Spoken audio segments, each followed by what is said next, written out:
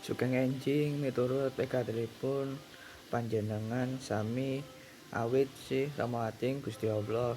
Mugi tansah keperingan sehat, rahayu lan kawijenengan dumateng kula saha panjenengan sedaya. Ingkang kinurmatan Bu Rosi minangka guru basa Jawa ing SMK Dharmabari. Kemangkakan nama kula Raden Alvin Saranggata Bagus Caksana.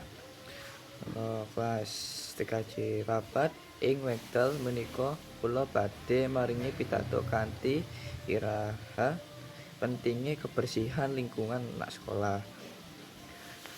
Para rawuh ing kula hormati, kebersihan lingkungan sekolah punika penting sanget amarga ndadosake suasana sinau langkung nyaman lan sehat. Sekolah ingkang resik saged nyeka penyakit lan ndadosake siswa langkung semangat. Kita saged jagi kebersihan kanthi buang sampah ing papane, resik-resik kelas lan ngrumat taman sekolah. Kebersihan punika tanggung jawab kita sedaya minangka warga sekolah.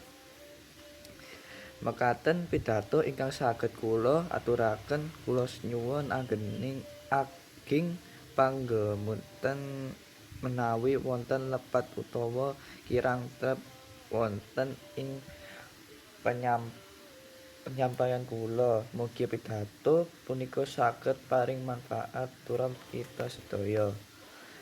Mekaten pidato ingkang saged kula aturaken, kula nyuwun agunging pangapunten bilih wonten tutur ingkang kirang prayogi. Muga apa ingkang kula aturaken saged paring manfaat lan maringi motivasi dumateng kita sedaya. Salam seger bagas waras rahayu.